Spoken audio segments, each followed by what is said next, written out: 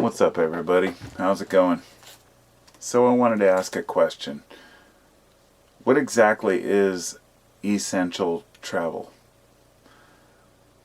With what's going on in this country right now, there's a lot of countries who have had extreme lockdowns, then some other countries who have had a lot of testing and maybe more minor lockdowns, but then we get to the United States and we have state-by-state action, which is, in my opinion, the way it should be.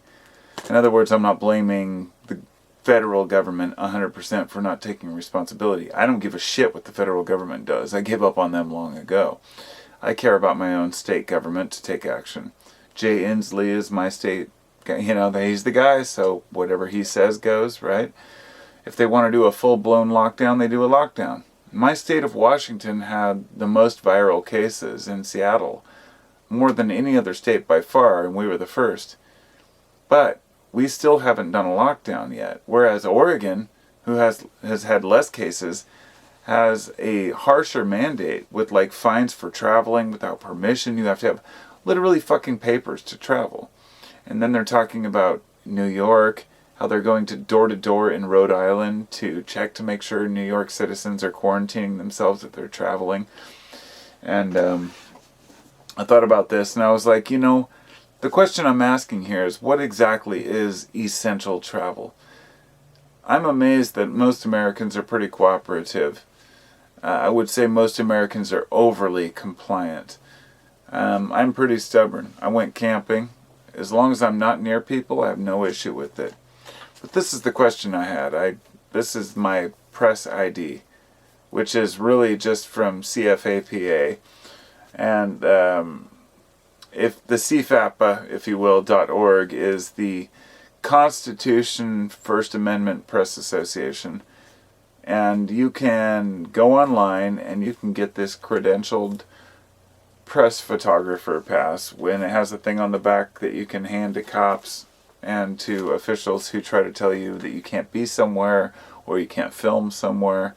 And it basically says, if you deprive me of my rights, I'm well aware of my, ability to sue your fucking ass. Fuck off, cops.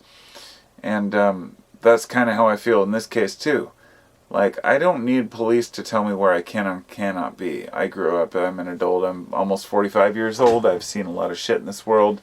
I don't need to know where you want me to stand, if that makes sense, as long as I'm not near other people. But what I found is in a lot of places, cops are taking abuse of their power, taking advantage, pulling people over, telling them you're not supposed to travel, you can't be here, where's your papers, you can't do this. But in places like South Africa, they're beating the shit out of people. They're using it as an excuse to, to pummel people with batons in some areas. It's just the way it always is in some spots. So I'm not saying that that's going to change. But what exactly is necessary travel? Beyond the obvious, food, water, shelter. Because in some places, people aren't even allowed to travel to get the food they need. And the water, because especially in some African areas, they don't have the option to just go out and buy a week's worth of food and then just sit on it. You can't just hunker down when you're out there getting food every day. So this is an issue that we're all facing together. And as I said, the reason I brought up the press ID thing is because I found that the other day, and I was going to drive to Portland because I need a new camera. My camera's failing. And I thought, I need to go down and buy one. I found one on Craigslist. And then I thought, am I allowed to travel to Portland? I was like, I found out people are getting actually tickets for traveling, and I thought, what is a legitimate travel? I'm going to pick up a couple of cameras that I need to document what's going on. The biggest story of my time. Is that okay? I don't know. Just thoughts.